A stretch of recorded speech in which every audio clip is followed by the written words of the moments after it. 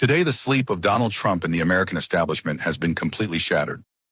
A huge message has gone out across the world. America's decline can no longer be stopped by any power, because the one major cause is the cover and article of The Economist magazine. The cover and the article have created a global sensation, and it is now clear that Trump has become the most unsuccessful president in U.S. history, and China has taken the throne of global leadership from America. Let's understand what this article actually says. If you look at the title, it clearly indicates why China is winning the trade war. Now think about the whole game. Consider what The Economist has been doing. For their entire lifetime, they kept writing against China always. China is collapsing. China has peaked. Great fall of China. China's end is near. But ultimately, they realized that China turned the tables, and America's game is ending. Now this article says, China began preparing before Trump's arrival for this battle. They knew the trade war was coming. Clearly, China's resources and their intelligence were everywhere, even inside the White House corridors. They realized the trade war was going to happen, the stock market crash was looming, gold was going to move, stocks would collapse, so they prepared in advance. And what did they do? They ramped up rare earths production. These are critical for global tech, defense, missiles, ships, and so on. They started doing it earlier. They controlled the supply chain, the trade flows, and destabilized America so badly that they had the upper hand. When Trump came and said, "No, you must produce more here in America," the system was already unwell. The cost structure in America went up. China's manufacturing got cheaper and stronger. China's squeezed manufacturing costs made goods cheaper, so American importers benefited when they bought cheaper Chinese goods. But Trump, when he stepped in, said, "No, you have to produce here. You cannot rely on foreign supply," and America's system got shaken. Then China changed its market targeting. They turned to Asia, Africa, the Middle East. They made early moves. They even allied with India. Trump didn't really understand this move. Meanwhile, China's industry dominance rose so much that even goods they sent to America became cheaper.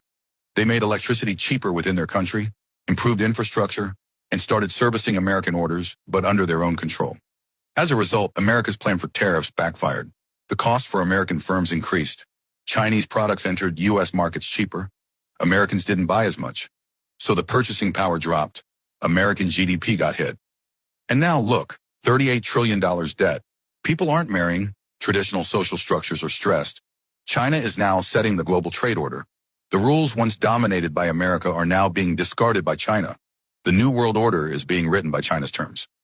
If you want progress, you need to stand with China. If you stand with America, you risk being left behind. Many countries realize this. Investors are moving away from the US dollar and buying the Chinese yuan. Bondholders favor Chinese bonds. Indonesia, for example, has asked China for a 35, 40-year payment plan for their railways. They're going China's way. Russia's Vladimir Putin won't bow to America. America's companies still rely on China's raw materials and parts. If China stops supplying, factories in America can't run. Take Tesla, for example. Steel, rare earths, components. If they don't come from China, nothing works. In short, China has trapped America in a shark-like grip. Trump's knights are restless. Will his chair survive, or will America? The cost structures in the U.S. have soared. The stock market is crashing. The future of the American economy is completely uncertain. Gold? The rally was visible worldwide thanks to China's buying spree. Then American banks and billionaires intervened to stabilize. But even the gold story shows how turbulence is global. The real takeaway from the article: in the times ahead, if you stand with America, you might fall. If you align with China, you'll rise. Now you can't sit on the fence thinking, we'll stay neutral. The era of China is over, is gone. It's now America or China. Neutral looks risky.